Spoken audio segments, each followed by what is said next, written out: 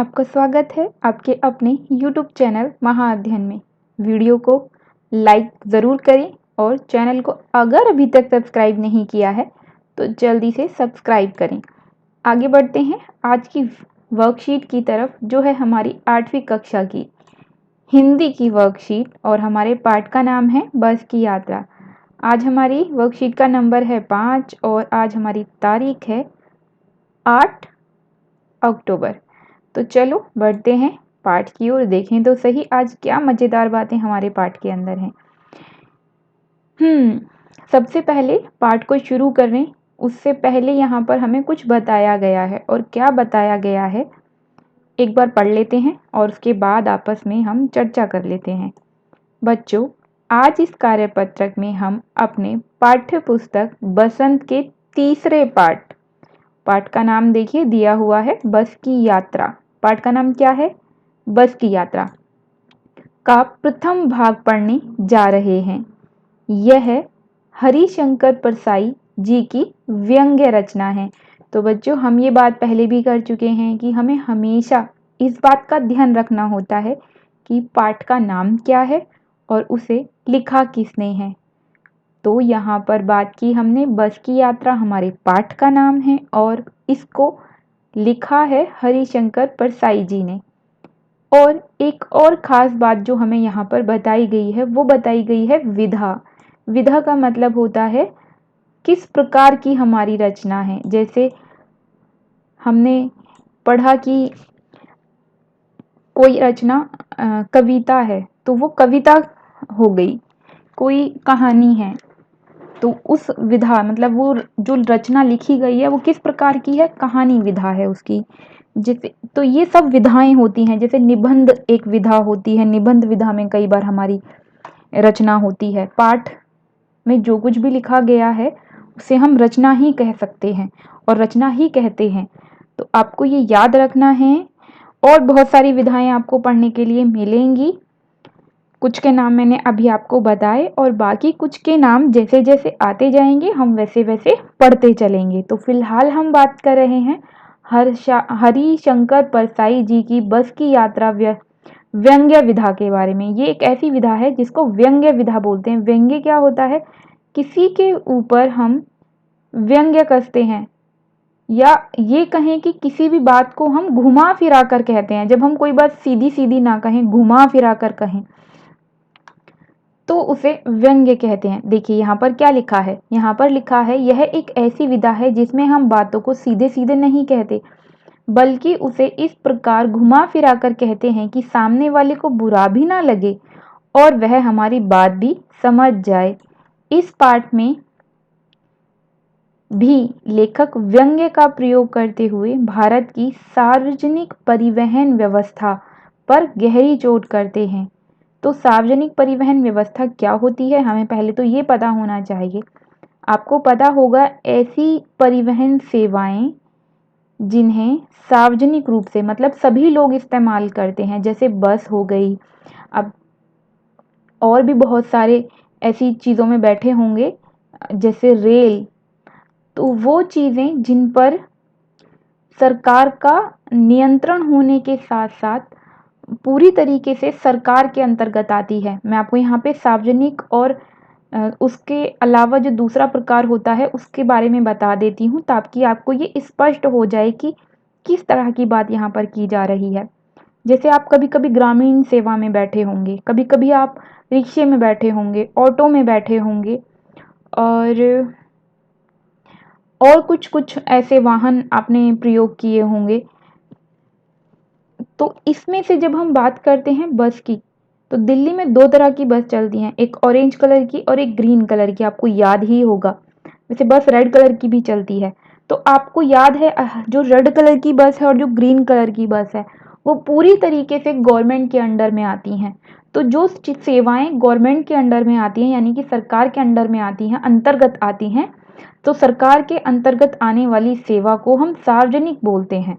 और जिस पर हमारा अपना अधिकार यानी किसी व्यक्ति विशेष का अधिकार, जैसे ऑटो कोई एक व्यक्ति खरीदता है और फिर उसे चलाता है, जबकि बसों को हमारी सरकार चलाती है। तो मैं समझती हूँ कि अब आप मेरी बात समझ गए होंगे कि जिस पर सरकार का नियंत्रण है वो है सार्वजनिक परिवहन व्यवस्था, और जो परिवहन पर किसी एक व्यक्ति का अधिकार होता है उसको बोलते हैं निजी।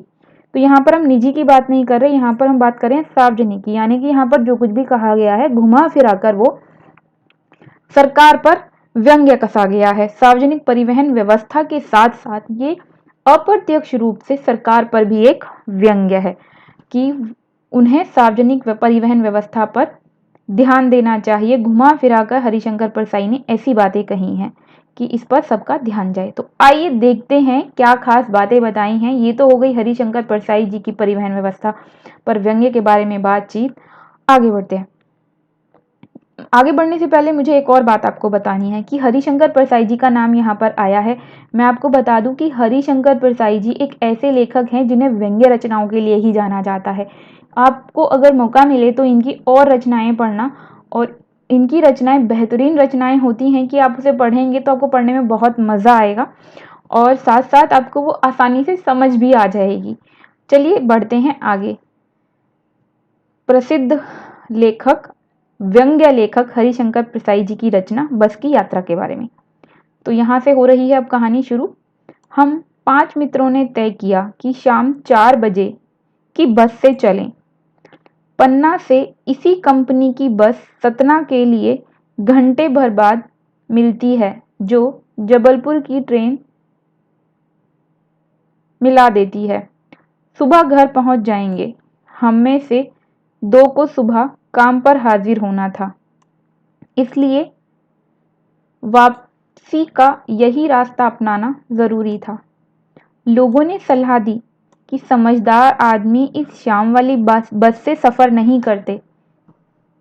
क्या रास्ते में डाकू मिलते हैं? नहीं, बस डाकिन है। अब देखिए यहाँ पर जो बातें कही गई, मैं एक बार आपको और थोड़ा आसान शब्दों में समझाने की कोशिश करती हूँ। लेखक ने पहली लाइन में बताया है कि हम 5 मित्र थे और हम पांचों ने ये तय किया कि हम आज शाम को 4 बजे वाली बस से चलेंगे। जो बस शाम को 4 बजे आती थी वो पन्ना नाम पर, देखो यहाँ पे लिखा है पन्ना से इसी कंपनी की बस सतना के लिए घंटे भर बाद मिलती है। मतलब पन्ना क्या है? पन्ना जगह का नाम है। और पन्ना से जिस भी कंपनी की बस के बारे में बात कर रहे हैं, जिस भी बस से ये गए होंगे वो जिस भी कंपनी की बस होगी, इसी कंपनी की बस सतना के लिए घंटे भर बाद मिलती है। और सतना भी जगह का नाम है, तो आपको याद रखना है इसमें पन्ना भी जगह का नाम है, सतना भी जगह का नाम है, और बस मिलती है 1 घंटे के बाद। कहाँ? और वो बस जो है वो जबलपुर की ट्रेन से मिला देती है। मतलब जो भी रेलवे स्टेशन वहां पर होगा वहां तक वो बस जाती है। रास्ते में जबलपुर की ट्रेन, मतलब रास्ते में वो रेलवे स्टेशन है जहां इन्हें जाना है। किसे जाना है? हरिशंकर परसाई जी और उनके मित्रों को। तो ये 5 मित्र हैं कुल जो इस वक्त जबलपुर की ट्रेन पकड़ना चाहते हैं। और किसके जरिए से? बस के जरिए से। तो बस से वो पहुंचना चाहते हैं रेलवे स्टेशन ताकि उन्हें ट्रेन मिल जाए। और क्यों ये ज़रूरी है कि वो यही वाली ट्रेन पकड़ लें? तो वो इसलिए ज़रूरी है, उनमें से कुछ लोगों को सुबह अपने अपने काम पर हाजिर होना था। मतलब वो जो भी काम करते होंगे, उनके जो भी दफ्तर होंगे, ऑफिस जिसे हम बोलते हैं, वहां पर उन्हें हाजिर होना है। मतलब उन्होंने इतनी ही छुट्टी ली होंगी, इसलिए उनको टाइम पर पहुंचना है। अब सुबह पहुंचना है, इसलिए उन्होंने यही बस पकड़ने का फैसला किया। और उनके पास अब कोई और रास्ता नहीं था कि वो किसी दूसरे तरीके से पहुंच सकें। तो इसीलिए उन्हें इसी बस के साथ या इसी बस के ज़रिए से अपने गंतव्य यानी कि जहां वो पहुंचना चाहते हैं वहां तक जाना था। लेकिन लोगों ने उन्हें सलाह दी कि जिस बस को वो पकड़ना चाहते हैं, यानी शाम वाली बस, जो 4 बजे वाली बस है, जिस बस को वो पकड़ना चाहते थे या जिस बस से वो जाना चाहते थे, सभी लोगों ने उन्हें सलाह दी कि आप उस बस से ना जाएं। जो भी समझदार व्यक्ति है वो उस बस से नहीं जाता। तो इस पर लेखक और उनके साथियों के मन में विचार आया, क्या रास्ते में डाकू मिलते हैं? भाई सीधी सी बात है, शाम की बस से जा रहे हैं तो हो सकता है रास्ते में अंधेरा हो जाए या अंधेरे में डाकू मिल जाए। डाकू मतलब आपको पता ही होगा डाकू किसे कहते हैं, जो सामान लूट लेते हैं। अब बात आई उस पर उन्हें जवाब मिलता है, नहीं, डाकू नहीं मिलते, बस ही डाकिन है। डाकिन क्या मतलब क्या हुआ? डाकिन का मतलब हुआ जो डाकू का स्त्रीलिंग होता है, क्योंकि बस तो स्त्रीलिंग है तो बस को डाकू नहीं बोलेंगे, बस को बोलेंगे डाकिन। तो उन्होंने कहा नहीं, बस डाकिन है। अब बस डाकिन होने का क्या मतलब हुआ? तो अब ये सोचने वाली बात थी कि बस को डाकिन क्यों कह दिया गया। अब बढ़ते हैं आगे। आगे बढ़ने से पहले मैं और आपको एक इंटरेस्टिंग बात बताती हूँ, मतलब रुचि वाली बात। वो ये कि आपको पता है डाकू और चोर में फर्क क्या होता है? अगर आपको पता है कि डाकू और चोर में फर्क क्या है तो फटाफट से कमेंट बॉक्स में लिखकर बताएं, और इस सवाल का जवाब मैं अगली बार दूंगी। इसके अलावा जिन बच्चों ने पिछली वर्कशीट में जो सवाल मैंने पूछा था उनके जवाब दिए थे, उनमें से ज़्यादातर सभी बच्चों के जवाब बिल्कुल सही थे। आप सभी को ढेरों बधाइयाँ, आप मेरे अच्छे बच्चे हैं और पढ़ने के मामले में समझदार भी। तो चलो आगे बढ़ते हैं। आज के सवाल का जवाब आपको कमेंट बॉक्स में देना है। डाकू और चोर में क्या अंतर होता है? अगर किसी को पता है तो बताइए, और अगर नहीं पता है तो मैं अगली वर्कशीट में बताऊंगी। लेकिन वर्कशीट में कमेंट बॉक्स में जाकर लिख ज़रूर दें कि आपको आंसर चाहिए इसका। चलिए तो बढ़ते हैं आगे। बस को देखा तो श्रद्धा उमड़ पड़ी, खूब वयोवृद्ध थी। बस को देखा तो श्रद्धा उमड़ पड़ी मतलब उसके प्रति आदर भाव, सम्मान भाव और दया भाव मन के अंदर पैदा हो गया, क्योंकि बस बिल्कुल ऐसी थी जैसे कि कोई वृद्ध, वृद्ध मतलब बूढ़ा या बूढ़ी, बूढ़ी हो चुकी हुई थी बस। सदियों के अनुभव के निशान ली हुई थी, मतलब वो इतनी पुरानी थी कि उसके ऊपर ढेरों निशान पड़े हुए थे। अब आपको तो पता ही है कोई चीज पुरानी हो जाए तो वो टूटी फूटी हो जाती है, उसके ऊपर बहुत सारे निशान पड़ जाते हैं। तो बस की स्थिति भी कुछ ऐसी थी कि वो इतने निशान लिए हुई थी, इतनी ज्यादा टूटी फूटी स्थिति में पहुंच गई थी कि उसे देखकर लग रहा था कि वो वयोवृद्ध है, मतलब बहुत बूढ़ी है। बहुत बूढ़ों की एक खास बात होती है, वो हिलते रहते हैं। तो इसका मतलब वो बस भी वैसे ही हिल रही होगी, मतलब उसकी स्थिति कितनी खराब होगी अब आप सोच कर देखिए। आगे बढ़ते हैं। लेखक क्या कह रहे हैं? लेखक कहते हैं लोग इसलिए इससे सफर नहीं करना चाहते कि वृद्धावस्था में इसे कष्ट होगा। यह बस पूजा के योग्य थी, उस पर सवार कैसे हुआ जा सकता है? देखिए ये व्यंग्य कर रहे हैं।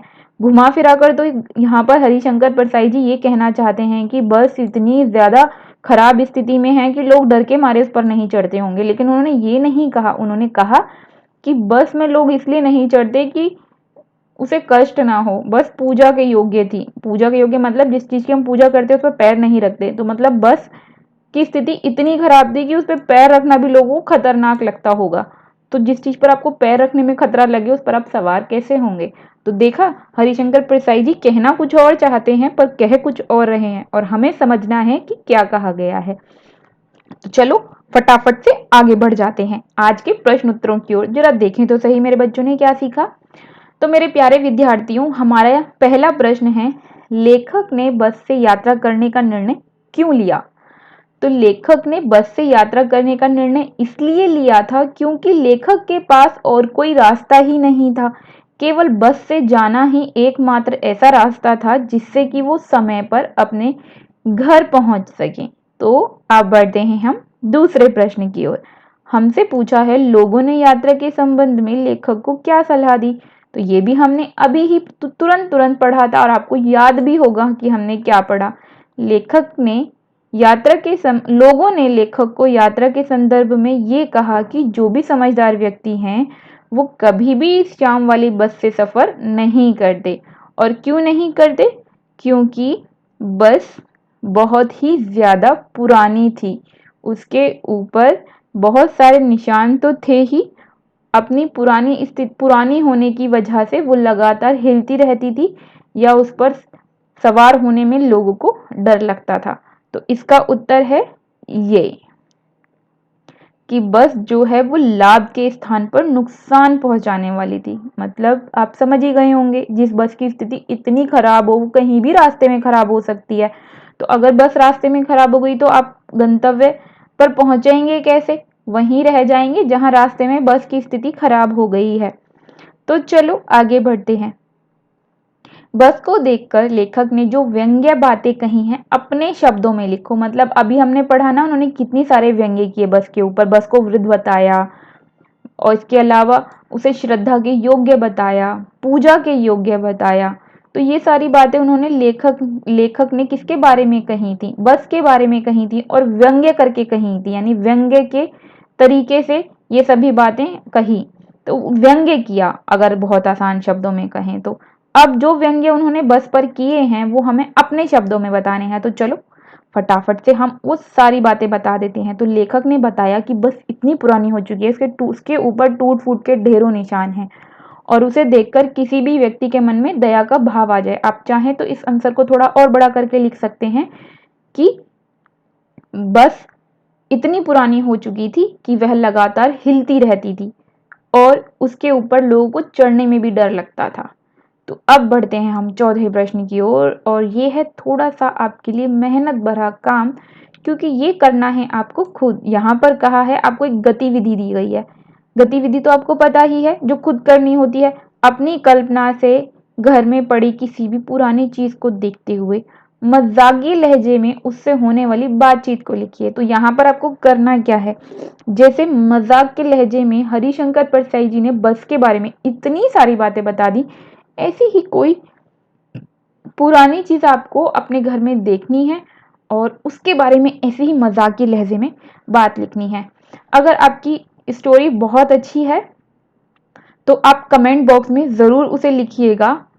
और अब बढ़ते हैं आगे, मैं भी उसे पढ़कर खुश हो जाऊंगी। मेरे प्यारे विद्यार्थियों, मैं उम्मीद करती हूँ ये वीडियो आपको पसंद आई होगी, आपके लिए लाभदायक सिद्ध हुई होगी। तो प्लीज़ अगर आपने अभी तक चैनल को सब्सक्राइब नहीं किया है तो चैनल को सब्सक्राइब कर दें और वीडियो को फटाफट से लाइक कर दें, और इस वीडियो को अपने दोस्तों के साथ शेयर करना बिल्कुल भी ना भूलें, क्योंकि ज्ञान बांटने से बढ़ता है। तो मिलते हैं फिर अगली वीडियो में। Thank you.